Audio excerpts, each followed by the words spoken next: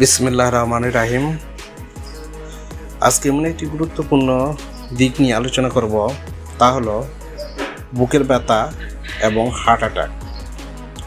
বুকের মাঝখানে ব্যথা হলেই কি গ্যাস্ট্রিক, নাকি হতে পারে হার্ট অ্যাটাক?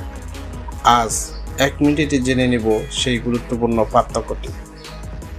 যদি বুকের মাঝখানে চাপ ধরা বা ভারী পাথর বসানোর মতো ব্যথা হয়, যা 10 মিনিটে বেশি স্থায়ী থাকে এবং ব্যথা বাম হাত, কাঁধ বা চোয়ালে ছড়িয়ে যায়, সাথে ঘাম, শ্বাসকষ্ট, মাথা ঘোরা থাকে, তাহলে এটা হতে পারে হার্ট অ্যাটাকের বড় একটি লক্ষণ।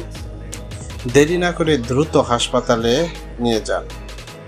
অন্যদিকে যদি বুকে জ্বালাপোড়া করে, টক ডেকুর উঠে, খাবারের পর ব্যথা বাড়ে এবং অ্যান্টাসিড খেলেও কমে যায়, তাহলে সেটি গ্যাস্ট্রিকের সমস্যা হওয়ার সম্ভাবনা বেশি। মনে রাখবেন, সন্দেহ হলে ঝুঁকি নেবেন না।